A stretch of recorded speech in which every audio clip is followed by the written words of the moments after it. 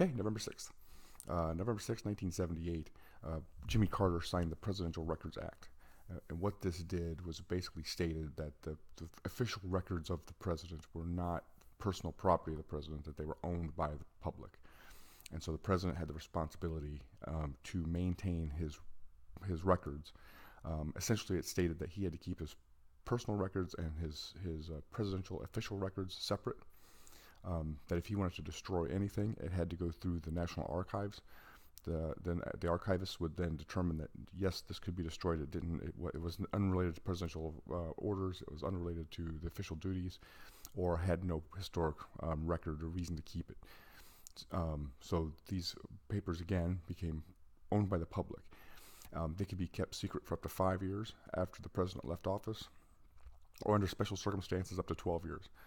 And it also established the way in which the American people could get access to these records through the Freedom of Information Act. So again, everything had to be kept. So a couple of things that's happened. One, George W. Bush signed an executive order November 1st, 2001, that basically stated that they could keep them.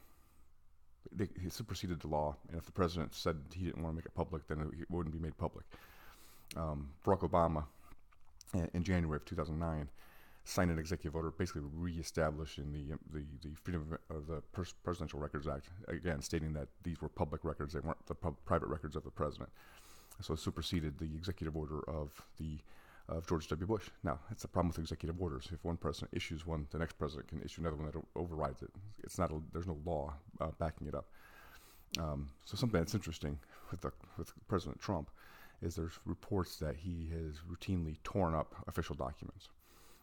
This has led his staff to tape them back together to ensure that he's not violating the Presidential Records Act and essentially breaking the law by destroying records. So that's what I have for you today. President Jimmy Carter signed the Presidential Records Act in 1978. I will see you tomorrow.